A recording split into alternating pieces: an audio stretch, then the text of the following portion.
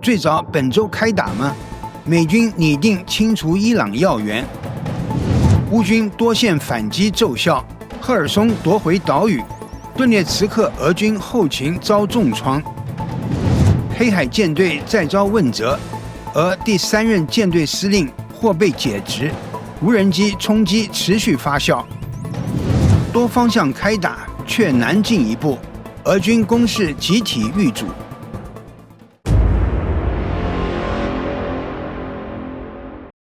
大家好，欢迎收看新冷战情室，请大家先为我们的节目点赞留言，谢谢大家。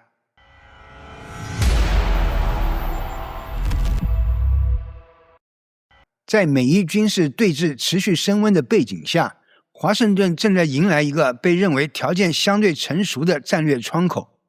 美军向中东的快速集结以及航母战斗群前出部署，显示出对白宫而言，局势正在朝着可控方向发展。最新披露的消息称，美国正在研究对伊朗采取更具精准度的打击方案，首要目标是对被指控参与镇压抗议活动的德黑兰高级官员实施定点清除。分析认为，伊朗正面临经济压力、社会矛盾与权力结构紧张的多重累加，此时采取外科手术式行动，既能放大内部震荡效应，又能避免被拖入长期消耗战。中东之眼发布独家报道称，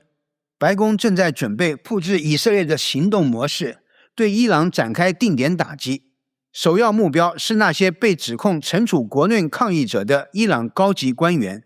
部分军事指挥官同样被纳入打击范围。该报道未披露具体行动时间，但强调最早可能在本周就会启动。尽管白宫方面尚未发布正式声明，相关消息仍有待证实，但美军向中东大规模集结的速度已经快到肉眼可见。林肯号航母战斗群正快速逼近伊朗周边海域，剑指霍尔木兹海峡，试图在战略上对德黑兰形成合围。有消息称，特朗普已收到美国情报部门的简报，美方评估认为，当前的伊朗政权正处于1979年以来最为虚弱的状态，这也是华盛顿考虑采取这次行动的重要背景。面对外部压力，德黑兰在公开表态上依旧强硬。伊朗国防部发言人雷扎尼克警告称，林肯号航母将成为攻击目标。伊朗军方随后发布 AI 警告视频，宣称一旦美国发动打击，将立即摧毁2000公里范围内的美军基地。画面中，伊朗导弹齐射，美军航母在模拟攻击下被击沉。与此同时，伊朗革命卫队海军表示，正在加强波斯湾与霍尔木兹海峡的军事部署，并已部署射程超过1000公里的阿布马赫迪反舰巡航导弹。伊朗方面还向以色列发出警告，称如果以军介入，将付出比去年6月所谓12日战争更加惨重的代价。回顾那次伊以冲突，伊朗宣称重创以色列，但实际战果有限，反倒是以色列特工深入伊朗境内实施定点打击，清除了包括总司令在内的关键要员。如果这一次美伊爆发直接冲突，以色列几乎不可能缺席。也正因如此，外界不断传出美军可能对伊朗实施定点清除的消息。在这一领域，以军的经验显得更加老道。中东局势正在逼近一个极其危险的临界点，美国对伊朗的军事压力正在持续升级。美国《华盛顿邮报》27日报道称，加伯拉罕·林肯号航母打击群已经展开行动。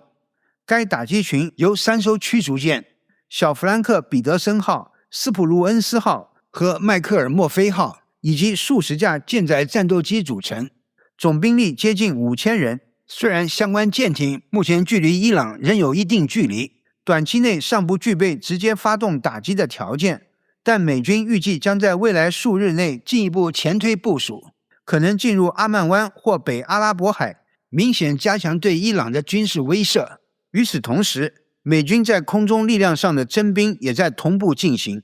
美国 Axios 新闻网披露，美国军方正等待特朗普的最终命令。除航母战斗群外，美军已向中东地区增派 F-15 和 F-35 战斗机、空中加油机以及多套导弹防御系统。全面提升区域作战与防御能力。消息人士还透露，美国中央司令部司令布拉德·库珀已于24日访问以色列，与以方就军事行动方案以及伊朗可能对以色列发动袭击的情形进行协调。双方正在展开联合防御部署。以色列媒体报道称，特朗普目前尚未就具体攻击时间做出最终决定，但以色列国防军高级官员已将本周视为美国可能对伊朗采取军事行动的关键一周。以军正以对伊朗的攻击可能随时发生为前提，加快相关准备。另据美国海军学会新闻网26日报道，一名美国国防部官员证实，美国海军亚伯拉罕·林肯号航空母舰打击群已经进入中东相关水域，并与美国第5舰队完成会合。美军在该地区的海上力量进一步增强。同一天，美军中央司令部在社交媒体上发布图片和文字，确认林肯号航母已进入印度洋。虽然官方贴文并未直接提及伊朗，但该司令部的责任范围涵盖整个中东地区，其动向本身就被外界视为重要信号。不过，美国有线电视新闻网援引消息人士指出，上述航母部署并不意味着军事行动已经迫在眉睫。报道称，总统特朗普仍在评估多种选项，目前尚未做出最终决定。与此同时，伊朗方面也在为美军可能采取的行动提前做准备。近期，伊朗国内爆发多起抗议活动，伊朗政府强烈镇压，美国方面多次发出强硬表态，甚至不排除进行军事干预的可能性。26日，特朗普在接受美国阿克西奥斯新闻网采访时直言，美军目前在伊朗周边集结的海上力量规模，甚至超过了此前部署在委内瑞拉附近的舰队，但拒绝透露国家安全团队具体提交了哪些选项，也没有透露他更倾向于采取哪种方案，只是强调外交仍是选项之一，并称伊朗方面想达成协议。他称伊朗想要达成协议，我知道这一点，他们多次打电话希望谈谈。在特朗普做出表态数小时后，一名美国高级官员也表示，白宫已向与伊朗对话敞开大门，只要伊朗方面愿意接触并明确谈判条件，美方就准备展开对话。该官员强调，任何潜在协议都必须满足几个核心前提：伊朗需全面停止铀浓缩活动，严格限制导弹发展计划，并终止对地区代理武装的支持。多名知情人士透露，特朗普尚未做出最终决定，本周仍将进行更多磋商，并听取新的军事方案。随着美军航空母舰打击群的到来，这些选项将进一步丰富。特朗普一度接近批准对伊朗采取军事打击行动，但在1月中旬选择暂缓。外媒分析称，部分顾问以及中东盟友曾向特朗普发出警告，认为在地区兵力不足的情况下贸然动武，可能难以承受伊朗的反击，甚至引发冲突外溢。出于对伊朗报复规模和强度的担忧，特朗普最终确定按兵不动。华盛顿邮报指出，自去年10月尼米兹号航母撤离中东后，美军在该地区一度未再部署航母。当时杰拉尔德·阿福特号航母及其随行舰艇被调离欧洲水域，转赴加勒比海，执行拉丁美洲相关军事任务。今年1月3日，美军对委内瑞拉发动大规模军事行动，突入首都加拉加斯，控制伪总统马杜罗及其妻子，并将2人带往美国接受审理。此后，五角大楼持续加强在中东的军事存在。本月初，在特朗普政府权衡是否对伊朗动武之际，罗斯福号导弹驱逐舰一度进入波斯湾，随后经红海转至东地中海，目前部署于该区域。该舰在必要时仍可为以色列应对无人机或弹道导弹报复性袭击提供防御支援。与此同时，阿利伯克级驱逐舰米切尔号和麦克福尔号也相继被派往伊朗周边海域。在空中力量方面，五角大楼将一支 F-15E 攻击鹰战斗机中队从英国基地调往中东，以增强当地空中作战能力。该中队曾在2024年4月伊朗对以色列发动袭击时参战，击落多架单向攻击无人机。英国方面也采取相应行动。英国国防部1月22日宣布，已将台风战斗机部署至卡达，以提升地区防御水平。此外，另一艘航母乔治 H.W. 布希号预计将在未来数月内执行部署任务。美国海军在社交媒体上披露，该航母近日位于大西洋沿岸，飞行员正在进行起降资格训练，为后续部署做准备，但具体部署区域尚未对外公布。当前美伊之间已不再只是隔空博弈，而是一步步逼近真正的碰撞边缘，而美军已在中东完成关键力量铺陈，随时具备将对峙转化为行动的能力。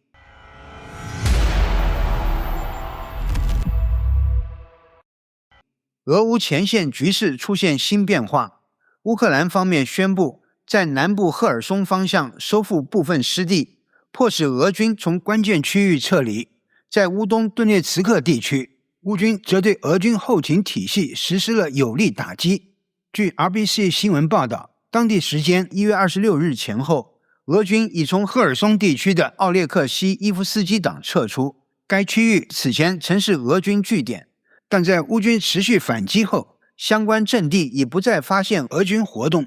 乌克兰南方防御部队发言人弗拉迪斯拉夫沃洛申证实，俄军却已放弃该岛部署。乌克兰情报部门在分析相关情报时指出，除承受军事压力外，俄军士气低迷也是此次撤退的重要原因之一。在乌东顿涅茨克方向，战事同样趋于激烈。乌军第28机械化旅在韦利卡诺沃谢尔卡一带对俄军炮兵与后勤部队展开打击，摧毁了对方的补给中心，并破坏了无人机控制节点。此外，乌军还在俄军重要通行轴线上布设地雷，对其机动能力造成限制。与此同时，乌克兰总参谋部公布了对奔萨油库实施了打击后的最新卫星图像。画面显示，一座大型储油设施被完全毁坏，周边油罐也遭受严重损伤，火势持续多日。奔萨距离莫斯科仅500多公里，此类打击被认为将对俄方能源保障产生影响。乌方表示，这属于其针对莫斯科周边关键基础设施的系统性行动之一。过去1个月内，乌军已多次对相关油库和电力设施发动远程打击。总体来看，从南部赫尔松到乌东顿涅茨克，乌军近期明显加大了进攻力度，而俄军在部分方向受挫后，行动节奏有所放缓。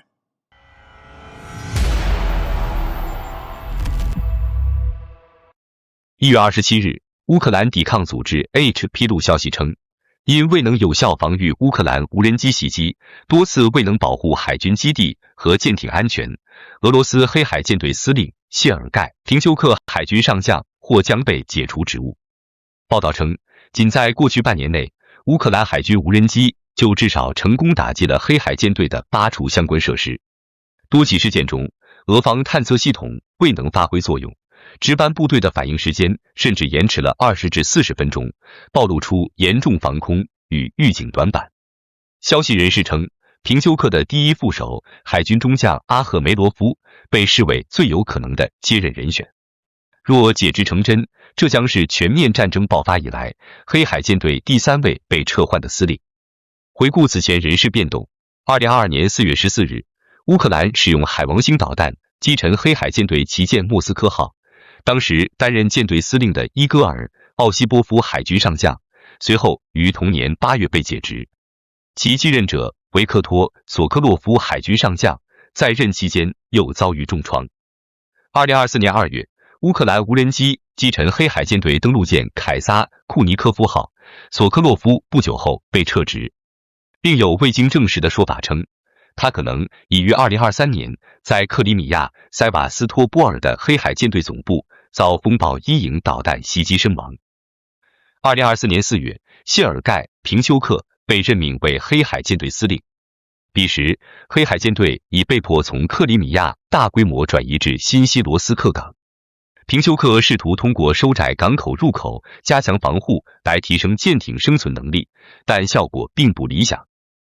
2025年12月，乌克兰水下无人机在新希罗斯克港击中一艘俄罗斯基洛级潜艇，再次引发外界对黑海舰队防御能力的质疑。统计显示，自2022年2月以来，乌克兰方面已摧毁或重创俄罗斯黑海舰队约1/3的舰艇。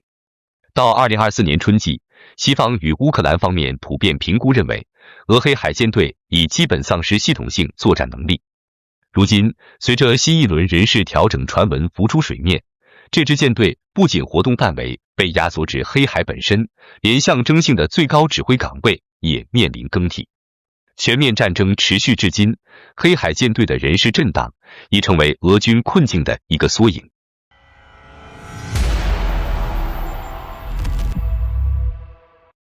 前线战况更新，苏美方向，俄军以高强度方式持续投入兵力发动进攻，代价不小，但仅在局部地段取得有限推进，整体态势变化不大。哈尔科夫方向，俄军在北部地区的攻势已持续3个多月，目前只在个别区域取得些许进展，战线整体依旧焦灼。波克罗夫斯克方向，俄军继续以小股部队实施渗透，向波克罗夫斯克北部、米尔诺赫拉德、罗登斯克和格里申施压，乌军持续拦截，俄军推进频频受阻。扎波罗热方向，俄军多次向胡利亚伊波列及扎波罗热西部发起冲击，但始终未能突破乌军防线，前线基本保持稳定。库皮扬斯克方向，乌军仍在清理城区内残余俄军力量，俄军同时尝试发动反攻，但未取得实质性成果。科斯蒂安蒂尼布卡方向，俄军正面进攻接连受挫，并试图自恰西布亚尔方向展开突进，意图撕开乌军侧翼防线，但付出较大损失后，行动未能奏效。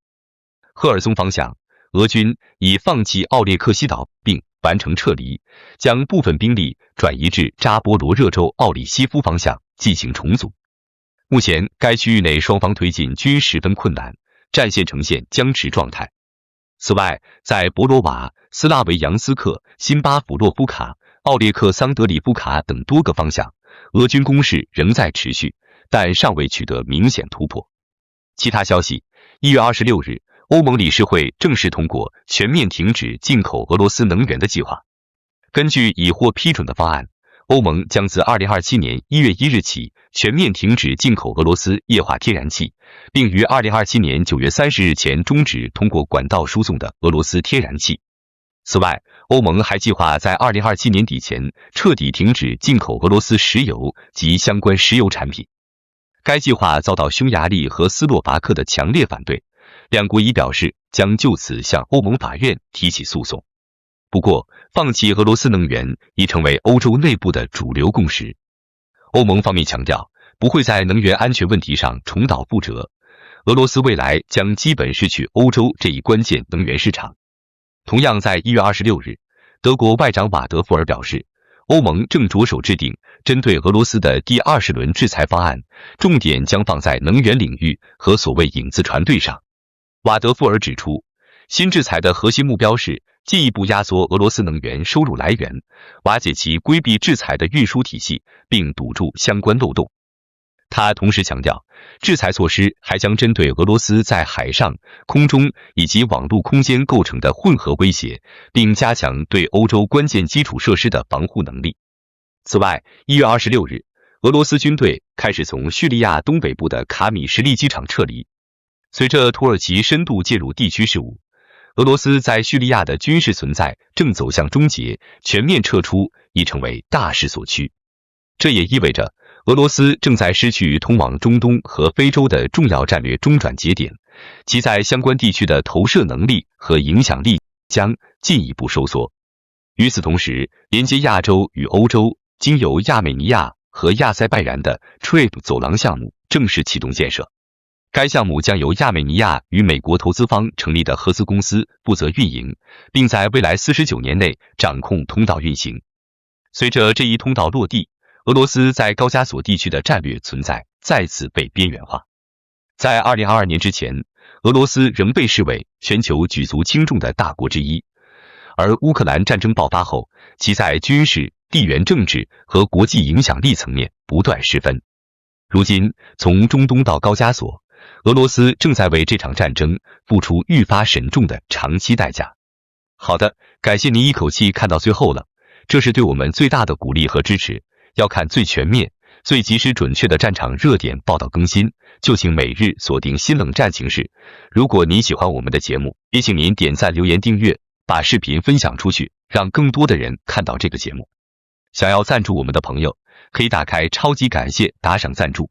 帮助我们能持续做出更多好节目。谢谢大家。